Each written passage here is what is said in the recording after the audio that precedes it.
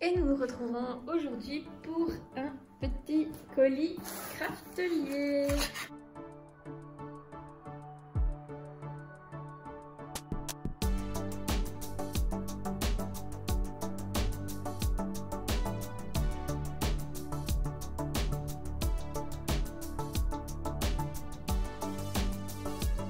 Hop, et voilà mes petites commandes. Alors, dans mes petites commandes, qu'est-ce que j'ai pris? J'ai pris du Glossy Accent. Alors, le Glossy Accent, c'est... comment expliquer? C'est une sorte de petite chose transparente et glossy qu'on peut aller mettre sur certaines images, sur certains embellissements pour leur donner un petit effet glossy, un petit effet 3D. Je vous montrerai certainement quelques applications que je vais faire avec, mais je trouve ça assez sympa. Donc voilà. Alors, les Glue Quill. Donc ici l'idée c'était d'avoir des marqueurs colle. J'ai vraiment un grand espoir sur ces marqueurs parce que j'ai des petits mots en fait que j'ai découpés avec des die ou des petites lettres qui sont disons que si je les colle avec de la colle classique, ça en met plein autour, c'est pas propre. Et donc j'espère avoir quelque chose de propre avec ça. Je vous montrerai si ça marche ou pas. Alors, là j'ai ma petite facture avec ma petite sucette qui fait toujours plaisir. Hop. Alors ensuite j'ai pris des petits tampons, donc ça c'est vraiment pour les planeurs, surtout que je les ai pris. Vous voyez que j'ai des petites tout doux, des petites maisons, des petits caddies. Donc plutôt que prendre des stickers, bon, par exemple je prends le sticker Caddy, c'est quelque chose que je peux faire toutes les semaines, quoi, le sticker Caddy. Si par exemple vous avez des enfants qui sont au foot ou que vous-même vous en faites et que vous voulez mettre un petit ballon quand vous avez un match ou un entraînement, disons les stickers ça va vite vous coûter cher. Donc voilà, c'était une planche de tampons avec plein de choses pour la météo, les petits tongs. Je trouve vraiment ça très sympa. Le dentiste, pourquoi pas la petite patte, le vétérinaire par exemple. Non, franchement, moi j'adore. Alors il y en a plusieurs, hein, mais soyons clairs, c'était la seule dans celle qui m'intéressait qui restait de stock. Alors j'ai commandé des Distress Oxide. Alors j'ai pris orange et jaune, vous voyez, un peu couleur rayon coucher de soleil. Les Distress Oxide sont beaucoup plus mates et couvrantes que les Distress Ink, donc c'est pas vraiment pour faire le même type de travail. Et je vous montrerai certainement peut-être, ou à mon avis, après mon unpackaging, je vais vous montrer quelques utilisations des produits, hein, sinon c'est pas drôle. Et ça, c'est un pack de papier Craftelier. Donc j'ai 25 feuilles pour, je sais plus, c'était 5 ou 6 euros. Attends, je vais simplement regarder sur la facture.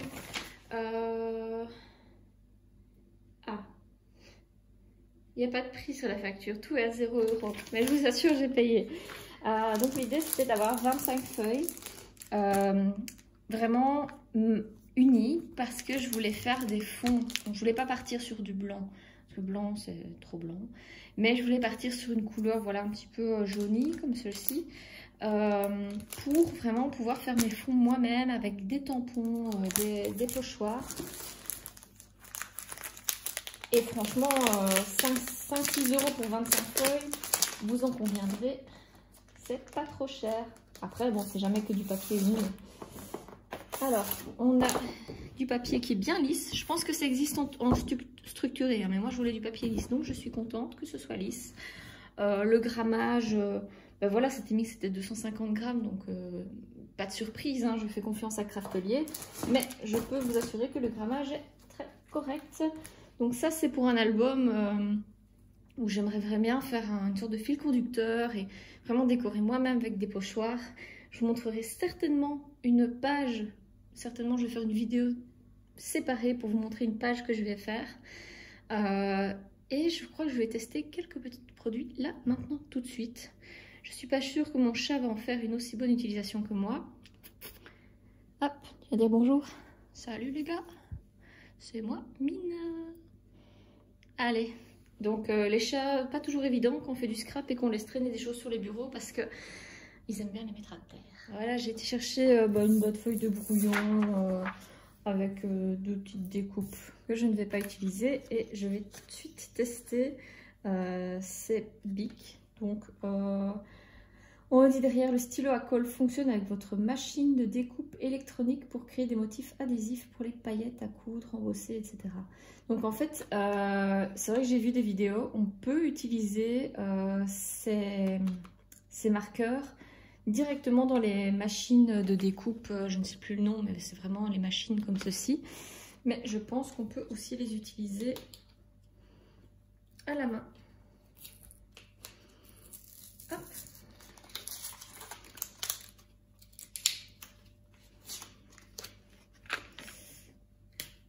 Voilà, donc normalement, il va falloir un petit peu l'amorcer, mais je devrais avoir de la colle qui sort à un moment.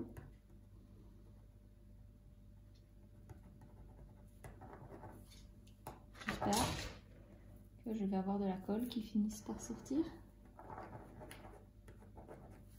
Ah, ça y est, ça colle. C'est un petit peu bleu d'ailleurs. Donc, ça y est, ça y est. C'est bien que la colle soit bleue parce que...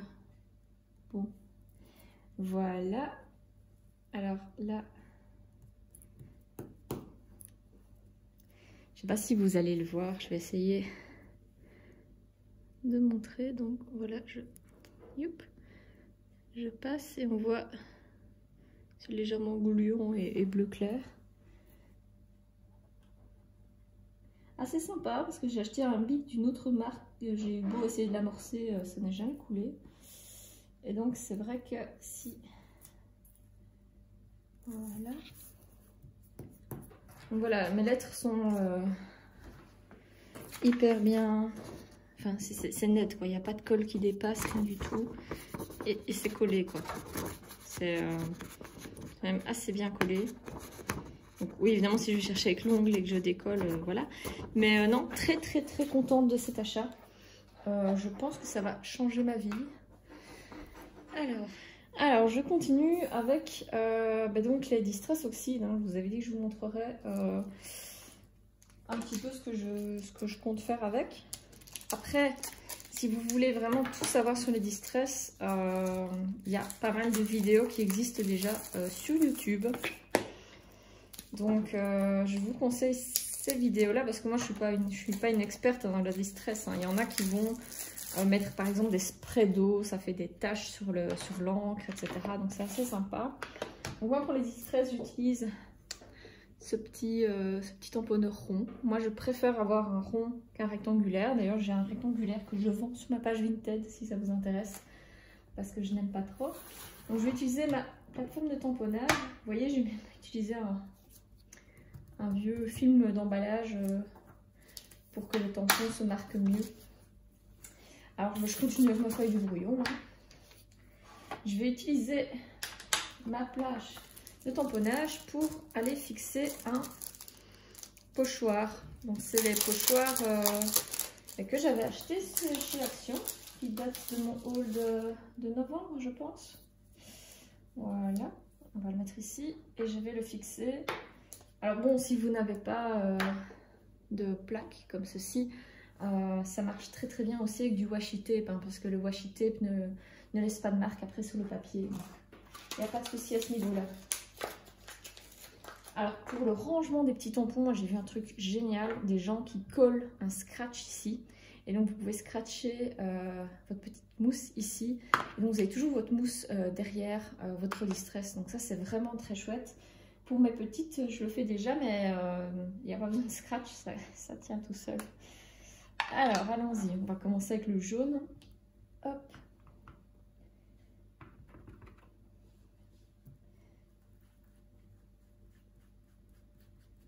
Ah, franchement les couleurs, moi j'aime bien. C'est très peps. Alors c'est quand même les Distress Oxide, entre guillemets, c'est pas pour rien, hein, c'est 5-6 € pour un pad comme ça. Après vous pouvez les recharger, donc je pense que dans le temps ça dure. Mais donc c'est vrai que c'est un petit peu difficile au début parce que ouais, il y a des gros packs de couleurs où vous avez un peu une petite promotion, mais c'est vrai que c'est pas possible non plus de tout acheter. il faut faire des choix.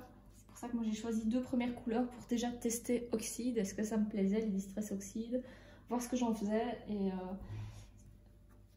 voir si je vais en acheter plus. Donc voilà, plus évidemment plus je tamponne, plus ça s'estompe. Hein. On voit qu'on passe d'un jaune très flashy à quelque chose de beaucoup plus estompé. Et maintenant ce qui m'intéresse évidemment c'est de voir quid quand je passe à l'orange. Donc j'ai de l'orange, je vais d'une part commencer par ici, hop hop hop.